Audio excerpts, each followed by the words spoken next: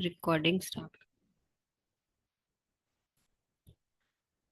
One way ANOVA हम कर चुके थे, जिसमें हमने थ्री मीन्स को जो है वो मेजर किया था कि क्या थ्री ग्रुप्स के जो मीन है आपस में सिग्निफिकेंटली डिफर हैं कि नहीं, अगर डेटा जो है वो नॉर्मली डिस्ट्रीब्यूटेड हो और जो वेरिएंस है वो होमोजीनियस हो।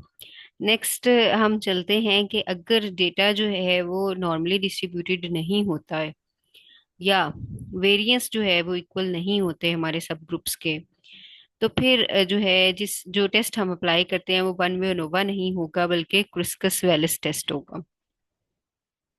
ठीक है, कंपेयर थ्री और मोर मीडियंस, तो ये याद रखिएगा नॉन पैरामीट्रिक टेस्ट जो है ANOVA, one way ANOVA is a parametric test.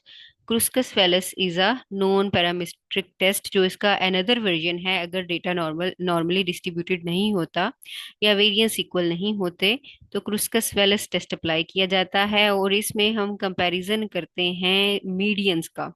ठीक है, अनोवा में हम कंपैरिजन करते हैं मीन्स का, क्रुस्कस वेलिस में हम कंपैरिजन करते हैं बिटवीन ग्रुप्स मीडियंस का, आइदर मीडियंस आर जो है वो डिफर और नॉट।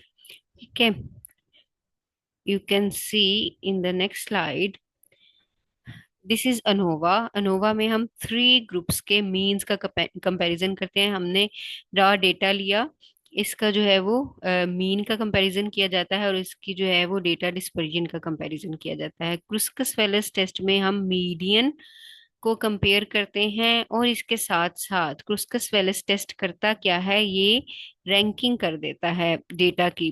रैंकिंग मीन आपके तीनों, फॉर एग्जांपल आपके तीन ग्रुप्स नजर आ रहे हैं, एक फैक्टर है और तीन सब ग्रुप्स हैं, इन तीन सब ग्रुप्स की रैंकिंग कर देता है। रैंकिंग किस तरह से कि तीनों ग्रुप्स की जो वैल्यूज होती हैं उसमें जो सबसे छोटी वैल्यूज है उसको वन, जो उससे बड़ी है चाहे वो किसी भी ग्रुप में हो, आप देख सकते हैं वन जो है ये मिडल में थी, सेकंड में टू, फिर जो टू से बड़ी वैल्यू होगी three, four and so on.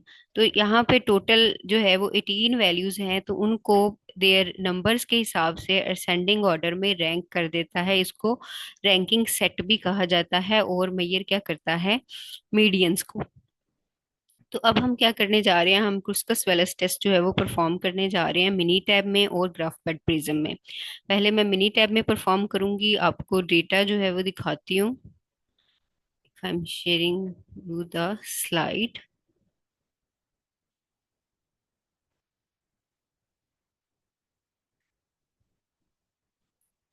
हाँ जी, okay, we have a slide data जिसमें आप देख सकते हो कि इसमें फोर फर्टिलाइजर्स हैं, ABCD। इन फोर फर्टिलाइजर्स का कंपैरिजन किया गया है ऑन प्लांट ग्रोथ। ठीक है, ये हमारे जो हमारे पास फैक्टर है वो प्लांट ग्रोथ है और हमारे पास जो सब ग्रुप्स हैं जिसमें फर्टिलाइजर्स को जो है वो यूज किया गया है कि कौन सा फर्टिलाइजर जो है वो बेस्ट होगा प्लांट ग्रोथ के लिए, या चार डिफरेंट जो है वो फर्टिलाइजर्स यूज किए गए हैं, क्या चारों फर्टिलाइजर्स का इफेक्ट डिफरेंट होगा। ठीक है, तो आपने इन चारों फर्टिलाइजर्स के जो रॉ डेटा है उसको कॉपी कर लेना है और मिनी टैब में लेके आना है। मैं मिनी टैब ओपन करती हूँ अपना।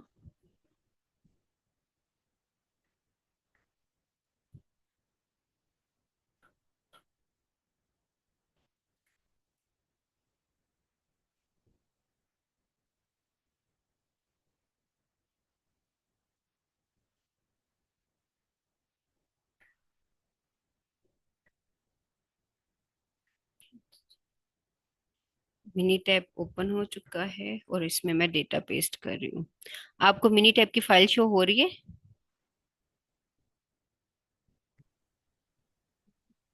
Yes ma'am.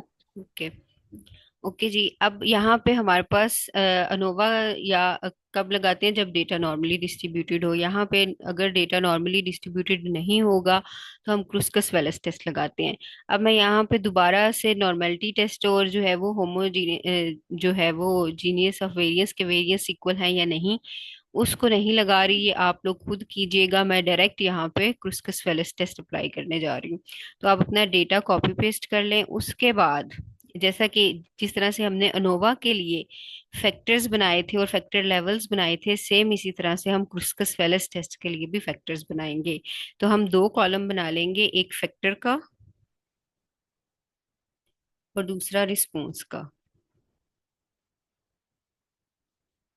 अच्छा जी, रिस्पॉन्स वाले फैक्टर में आप देख चुके हो कि हर एक जो फर्टिलाइजर है उसमें 10 वैल्यूज हैं, 10 रेप्लिकेशंस हैं हमारे पास।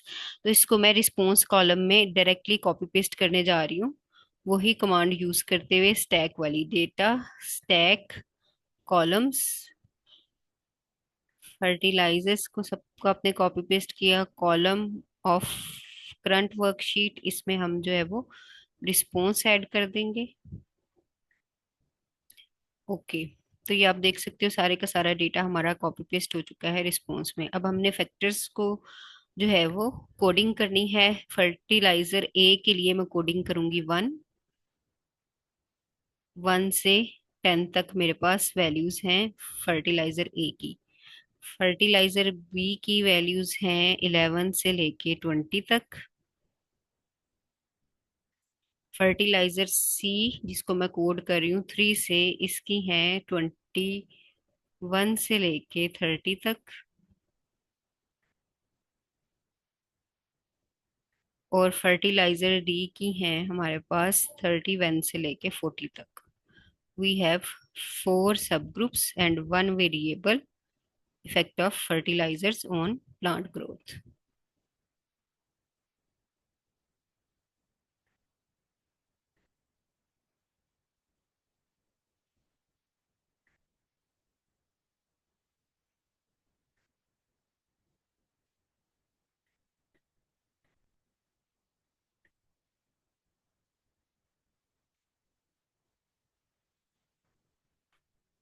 तो ये फैक्टर्स भी ऐड हो गया और रिस्पॉन्स भी ऐड हो गया। अब हम टेस्ट लगाते हैं।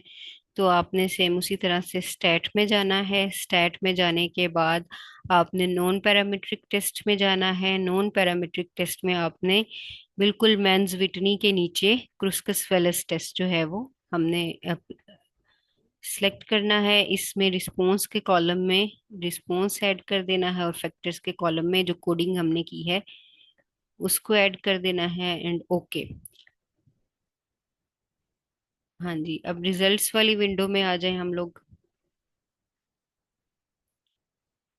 क्रुस्कस वेलिस टेस्ट में सबसे पहले डिस्क्रिप्टिव स्टैटिस्टिक्स दी है उसने और मीन रैंक्स बता दिए हैं। ये मीन रैंकिंग की कैलकुलेशन इसने बिल्कुल वैसे ही की है कि पहले जो चारों ग्रुप्स हैं इनकी रैंकिंग की है असेंडिंग ऑर्डर में।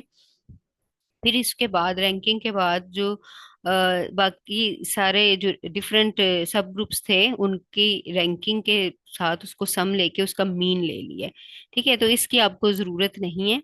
आपको जरूरत सिर्फ इस टेस्ट के रिजल्ट की है। तो नल हाइपोथेसिस क्या है? All medians are equal. और अल्टरनेटिव हाइपोथेसिस क्या है? At least one median is different. कि वन मीडियन डिफरेंट होगा तो रिजल्ट जो है वो सिग्निफिकेंट होंगे। तो यहाँ पे जो एच वैल्यू है ये क्रुस्कस वेलस की है, डिग्री ऑफ फ्रीडम 3 है, क्योंकि हमारे पास 4 सब ग्रुप्स थे। तो n-1 यानी 4 - 1 = 3, 3 डिग्री ऑफ फ्रीडम है। क्रुस्कस वैल्यूज जो टेस्ट है उसकी वैल्यू, एच वैल्यू जो है वो 36.59 है और पी वैल्यू जो है वो 0.00 है। इसका मतलब है कि तीनों जो है मीडियंस जो है वो एटलीस्ट वन मीडियन जो है वो सिग्निफिकेंटली डिफरेंट है। अच्छा, ये जो नॉन पैरामीट्रिक टेस्ट हैं इसमें जो है वो जो टकिस टेस्ट है वो अप्लाई नहीं होता। आप सिंपली क्योंकि हम मीडियंस कर रहे हैं तो यहाँ पे मीन्स नहीं ले रहे। तो कि मीन्स कौन सा मीन जो है वो बड़ा है कौन सा छोटा है, तो टकिस टेस्ट जो है वो विद इन बिटवीन ग्रुप्स जो है वो वेरिएशन नहीं देता, सिर्फ हमें ओवरऑल रिजल्ट दे देता है। तो यही इसका जो है वो एक ड्रॉप है कि आपको ओवरऑल रिजल्ट ही लिखने पड़ते हैं। अदरवाइज आप रैंकिंग की तरफ जाते हो। समटाइम कुछ लोगों ने मीन रैंकिंग को डिस्कस किया होता है। ठीक है, तो आप जो है वो अगर सिंपल रिजल्ट भी डिस्कस कर दोगे तो these are enough. Okay, Kruskal Wallis test की समझ आ गई है तो मैं ग्राफ पैड प्रिज्म में जाती हूँ।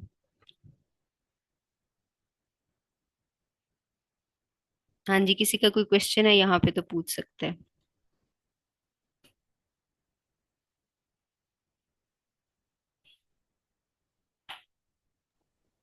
मैम आ गई है समझ। कि चले मैं फिर आपके साथ शेयर करती हूँ प्रिज्म की फाइल। एंड प्रिज्म में आपने वैसे ही कॉलम में जाना है। कॉलम में जाने के बाद आपने अपना डेटा जो है वो ग्राफ पैड प्रिज्म में पेस्ट कर देना है। ये आपकी 4 सब ग्रुप्स आ गए हैं। इसी तरह से आप इसका ग्राफ भी देख सकते हो। ग्राफ में जाके दिस इज द ग्राफ, जिसमें ये दिखाया गया है। ग्राफ से आपको नजर आ रहा होगा कि फर्टिलाइजर ए से जो है वो कम ग्रोथ है, बी से ज्यादा है, सी से और ज्यादा है, और डी इज द बेस्ट। ठीक है, तो इसी चीज को हमने टेस्ट करना है कि क्या सिग्निफिकेंटली डिफरेंस मौजूद है या नहीं। अच्छा जी, हम डेटा में जाएंगे, दोबारा एनालाइज में जाएंगे। सो इस डेटा को मैं कंसीडर कर रही हूँ, this is normally distributed data नहीं है ये। ठीक है, आपने सबसे पहले जो है वो नॉर्मेलिटी चेक कर लेनी है, चाहे ग्राफ पैड प्रिज्म में कर रहे हो या मिनी टैब में कर रहे हो, क्योंकि हम नॉर्मेलिटी अगेन एंड अगेन कर चुके हैं, इसलिए मैं अगेन जो है वो शुरू से स्टार्ट नहीं होती, मैं डायरेक्ट जो है वो टेस्ट ही अप्लाई कर रही हूँ डेटा के ऊपर। अच्छा जी, यहाँ पे आपने one way ANOVA and non parametric जो है वो या मिक्स्ड मॉडल में आपने चले जाना है। और मेक श्योर कि आपके सारे के सारे जो है ये सब ग्रुप्स जो है वो चेक हों। ओके कर देना है आपने। नो मैचिंग और पेयरिंग, जी हमारी कोई पेयरिंग नहीं है, चारों के चारों ग्रुप्स जो है वो इंडिपेंडेंट हैं। लेकिन हमारा डेटा जो है वो नॉर्मली डिस्ट्रीब्यूटेड नहीं है, तो हम नॉन पैरामीट्रिक टेस्ट की तरफ जाएंगे। अच्छा जी, मल्टीपल कंपैरिजंस, तो यहाँ पे हमें ग्राफ पैड प्रिज्म में मल्टीपल कंपैरिजंस जो है वो मिल जाता है। और जो है वो डनर्स टेस्ट अप्लाई करें इस पे ऑटोमेटिकली। हाँ जी, ये क्रुस्कस वेलिस टेस्ट के रिजल्ट्स हैं। पी वैल्यू शो कर रही है कि there is a significant difference, and significant difference जी 0.05 कॉन्फिडेंस इंटरवल पे हमारे पास सिग्निफिकेंट डिफरेंस मौजूद है। ये क्रुस्कस वेलिस टेस्ट वैल्यू है, this is the same value जो हमें मिनी टैब में एच वैल्यू मिली थी, तो आप इसको एच वैल्यू भी लिख सकते हो या क्रुस्कस वेलिस जो है वैल्यू भी लिख सकते हो, 36.59। और ये दोनों सिर्फ यही रिजल्ट्स हमें यहाँ पे भी यही दे रहा है। ठीक है, मल्टीपल कंपैरिजंस में हम देख सकते हैं, मल्टीपल कंपैरिजन टेस्ट जो है वो ग्राफ पैड प्रिज्म जो है वो डन्स मल्टीपल कंपैरिजन टेस्ट के थ्रू दे रहा है। यहाँ पे उसने जो है वो टकिस टेस्ट नहीं लगाया, क्योंकि टकिस टेस्ट जो है वो मीन के ऊपर लगाया जाता है। ठीक है, तो मिनी टैब में ये डन्स टेस्ट मौजूद नहीं है, इस लेकिन ग्राफ पैड में है, तो ये आपको यहाँ पे जो है वो ग्रुप्स की इंफॉर्मेशन दे देता है। तो अगर आप इसकी समरी की तरफ जाएं, तो fertilizer A versus fertilizer B, तो इन दोनों में नॉन सिग्निफिकेंस, इनके मीडियंस जो है वो इक्वल हैं, यानी इनमें नॉन सिग्निफिकेंट डिफरेंस मौजूद है। तो ए और बी में कोई सिग्निफिकेंट डिफरेंस मौजूद नहीं है। ए और सी में जाएं, तो there is a significant difference, आप देख सकते हो यहाँ पे 3 स्टार्स हैं। इसी तरह से अगर हम ए और डी में जाएं, तो सिग्निफिकेंट डिफरेंस मौजूद है। बी और सी का नॉन सिग्निफिकेंट डिफरेंस है। ठीक है, ए और बी का भी नॉन सिग्निफिकेंट डिफरेंस है यहाँ पे, और बी और सी का भी नॉन सिग्निफिकेंट डिफरेंस मौजूद है। और इसके साथ साथ सी और डी का भी नॉन सिग्निफिकेंट डिफरेंस मौजूद है। ठीक है, बाकी जो है हमारे पास बी और डी, इनका सिग्निफिकेंट डिफरेंस मौजूद है। तो इस चीज को हम जो है वो ग्राफ में किस तरह से प्रेजेंट कर सकते हैं। ठीक है, ये आपने याद रखना है, यहाँ पे हमारे पास नॉन सिग्निफिकेंट डिफरेंस है 3, ए और बी ग्रुप का, बी और सी का, और हमारे पास जो है वो सी और डी का। अगर हम ग्राफ की तरफ चलें, तो यहाँ पे ये दिखा रहे हैं ए और बी का नॉन सिग्निफिकेंट डिफरेंस है। ठीक है, और बी और सी का नॉन सिग्निफिकेंट डिफरेंस है, लेकिन ए और सी सिग्निफिकेंटली डिफरेंट हैं। ठीक है, अगेन अगर मैं रिजल्ट की तरफ जाऊं,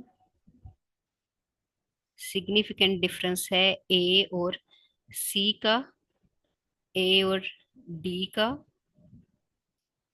और बी और डी का, ए एंड सी। अच्छा जी, अगर मैं ग्राफ पे लगाऊं A and C, so test apply करूंगी मैं यहाँ पे, इंसर्ट टेक्स्ट बॉक्स अप्लाई करती हूँ, सॉरी।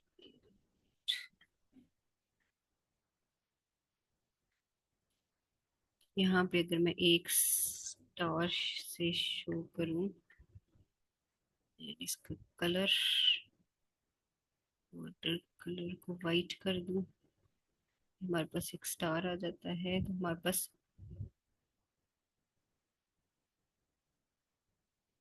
सी पे एक स्टार लगा रही हूँ। सी पे एक स्टार लगाने से ये शो कर रहा है कि there is a significant difference between A and C and C and D. ठीक है, एंड बी एंड सी। अब देखते हैं और इस और कौन सा जो है वो सिग्निफिकेंट डिफरेंस मौजूद है। दूसरा है ए और डी का, ए और डी। तो यहाँ पे क्योंकि 4 स्टार थे, तो यहाँ पे जो है वो हम, अगर मैं इसी को कॉपी पेस्ट करूँ,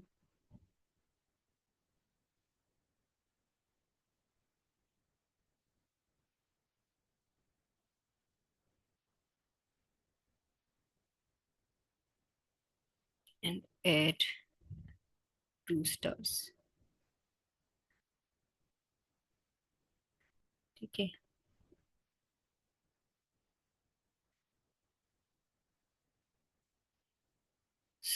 ये डेटा क्या शो कर रहा है, ए और सी का, सी और डी का भी देखें क्योंकि सिंबल डिफरेंट है। ठीक है, सिंबल डिफरेंट है, एक के साथ 1 स्टार है, एक के साथ 2 स्टार है। तो there is a significant difference between A and C. ठीक है, और साथ साथ जो है वो सी एंड डी। यहाँ पे देखें, ए और सी का भी, ए और डी का भी,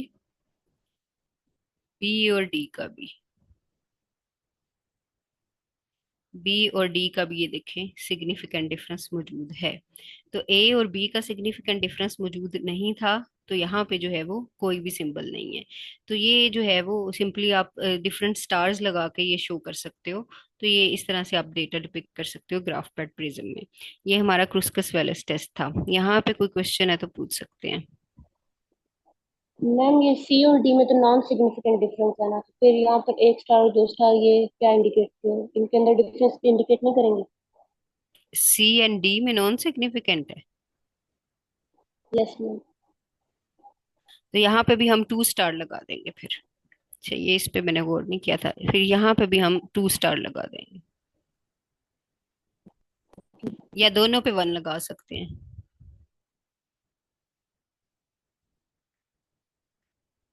दोनों पे 1 लगा सकते हैं। दोनों पे सेम सिंबल है तो ये शो करेगा कि सी और डी का भी नॉन सिग्निफिकेंट डिफरेंस मौजूद है।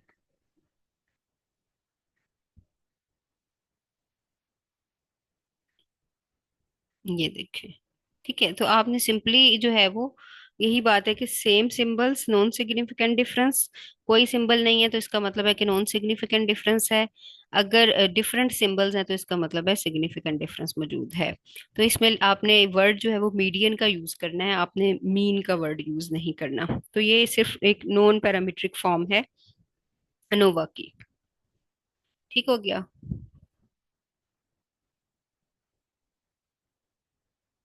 हाँ जी, नेक्स्ट टू वे अनोवा की तरफ चलते हैं।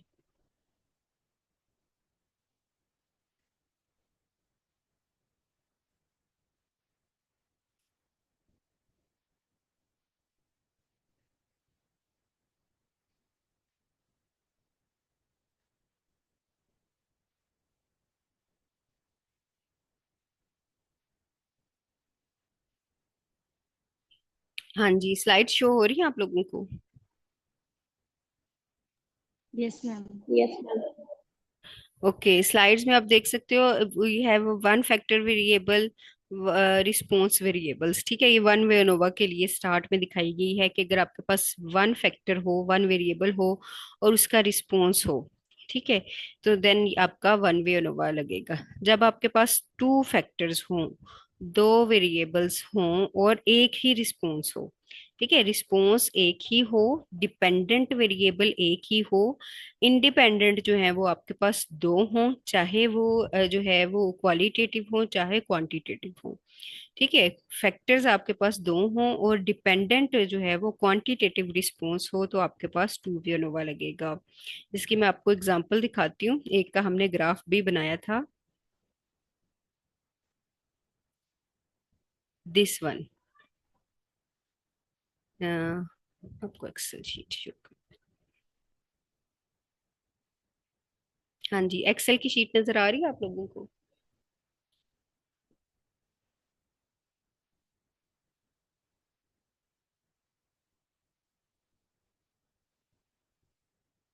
हाँ जी, यस एक्सेल मैम, आ रही है। की एक्सेल की शीट देखें आप। इसमें वेट चेंज देखा गया है, वही किसी भी इंसेक्टिसाइड का कह लो, किसी भी टॉक्सिकेंट का कह लो। यहाँ पे कंट्रोल ग्रुप है हमारे पास, ट्रीटेड है और ट्रीटेड प्लस एंटागोनिस्टिक है, और इसमें हमारे पास एक वेरिएबल तो हमारे पास जो हो गया वेट चेंज का, दूसरा हो गया जेंडर का इफेक्ट। ठीक है, दो फैक्टर्स है हमारे पास। एक तो सिंपल अगर सिर्फ वेट चेंज होता तो उसमें जो है वो मेल और फीमेल का कोई हम कॉन्सेप्ट नहीं होता, तो वन वे अनोवा लगाया था हमने। ऐसे ही था ना, मेल और फीमेल नहीं था। लेकिन अगर हम जेंडर का भी एक फैक्टर ऐड कर दें कि is there is any difference between weight, क्या कोई टॉक्सिकेंट अप्लाई करने से जो है वो वेट में चेंज आएगा, ठीक है, या मेल और फीमेल में क्या चेंज आएगा, और मेल और फीमेल का भी कंपैरिजन हो। एक तो इंसेक्टिसाइड का वेट चेंज पे कंपैरिजन है और दूसरा वेट चेंज के साथ साथ जेंडर बेस्ड कंपैरिजन भी हो, तो यहाँ पे दो हमारे पास फैक्टर आ गए हैं, दो इंडिपेंडेंट वेरिएबल्स हैं, एक वेट का आ गया और एक जेंडर का आ गया। जेंडर का देखें यहाँ पे, ये एक जो है वो नॉमिनल वेरिएबल है। ठीक है, नेम है हमारे पास मेल और फीमेल। इसका इफेक्ट चेक करना हो तो यहाँ पे अब हमारे पास टू वे अनोवा लगेगा, लेकिन टू वे अनोवा उसी सूरत में लगेगा जब हमारे पास, क्योंकि टू वे अनोवा जो है वो एक पैरामीट्रिक टेस्ट है, जब हमारे पास डेटा जो है वो नॉर्मली डिस्ट्रीब्यूटेड हो और जो है वेरिएंस इक्वल होंगे, तो हम टू वे अनोवा लगाएंगे। ठीक हो गया। इसको अब मैं इसी सारे जो है वो डेटा को लेके जा रही हूँ मिनी टैब में। लेकिन मिनी टैब में जो है वो अ, इसकी थोड़ी सी जो है वो फैक्टराइजेशन करनी पड़ेगी, क्योंकि अब हमारे पास यहाँ पे टू फैक्टर्स मौजूद हैं। तो हमारे पास जो फैक्टर्स के कॉलम हैं वो टू बनेंगे और रिस्पॉन्स का कॉलम एक ही बनेगा। ठीक है, जैसा मैंने अभी आपको बताया कि टू फैक्टर्स हैं हमारे पास, यहाँ पे वन फैक्टर हो तो one way ANOVA, two factors हो तो two way ANOVA. Factor one हमारे पास है वेट चेंज और फैक्टर टू है हमारे पास जेंडर। और रिस्पॉन्स जो है वो इसका आ गया है, ये रिस्पॉन्स के हमारे तीन ग्रुप्स हैं, control, treated and treated plus antagonistics, ये फैक्टर लेवल्स हैं। तो इसको मैं लेके जाती हूँ सेपरेटली, मेल वाले को पहले मिनी टैब में, मिनी टैब की फाइल आपके साथ शेयर करती हूँ। एक न्यू वर्कशीट पे काम करेंगे हम लोग। अच्छा जी, ये जो है ये मेल की है, तो अगर मैं इसके साथ फैक्टर वन, F1 लिख रही हूँ और एक कॉलम बना रही हूँ रिस्पॉन्स का,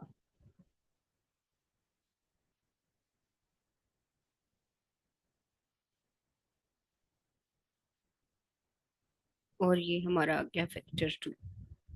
अच्छा जी, रिस्पॉन्स वाले कॉलम में अभी सिर्फ मैंने मेल वाला डेटा जो है वो कॉपी किया था, तो इसको जो है वो मेल वाले डेटा को मैं रिस्पॉन्स वाले कॉलम में ऐड कर रही हूँ।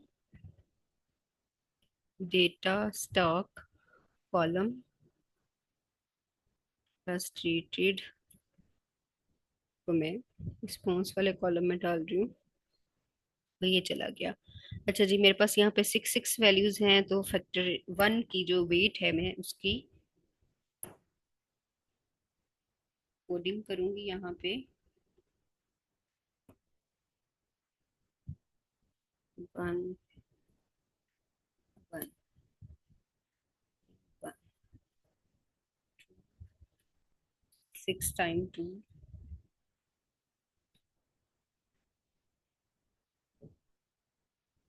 And six time three. ठीक हो क्या? और ये अभी मैंने सिर्फ मेल का डेटा एंटर किया है, तो वन फैक्टर, एक फैक्टर मैंने बना लिया वेट का, और दूसरा फैक्टर जो है उसकी मैं कोडिंग करूंगी कि ये सारे का सारा डेटा जो है वो मेल का है। तो इस सारे डेटा को मैं एक ही कोड दूंगी फैक्टर टू के हिसाब से, वन। या आप इसको कोई भी नंबर दे सकते हो, आप इसको जीरो कर सकते हो, 11 कर सकते हो, एनी नंबर, सिर्फ मकसद ये है कि आपने कोडिंग करनी है। तो इस सबको जो है वो मेल के लिए मैं कोडिंग करूंगी वन। इसी तरह से मैं सेम जो है वो रिस्पॉन्स कॉलम बनाऊंगी फीमेल के लिए। ठीक है, तो आपने इसी के नीचे इसको कॉपी पेस्ट कर देना है। तो क्योंकि फीमेल में भी सेम यही थिंग्स हैं, तो मैं इस पूरे डेटा को कॉपी करके इसी के नीचे पेस्ट कर दूंगी। सॉरी, ये जो है वो फीमेल के लिए टू है, फीमेल के लिए कोडिंग होगी टू। और यहाँ पे जो है वो फीमेल वाला डेटा सारा कॉपी पेस्ट होगा। तो जी, अगर मैं मेल वाले डेटा को यहाँ से डिलीट करती हूँ और यहाँ पे फीमेल वाला जो डेटा है उसको कॉपी पेस्ट करूंगी।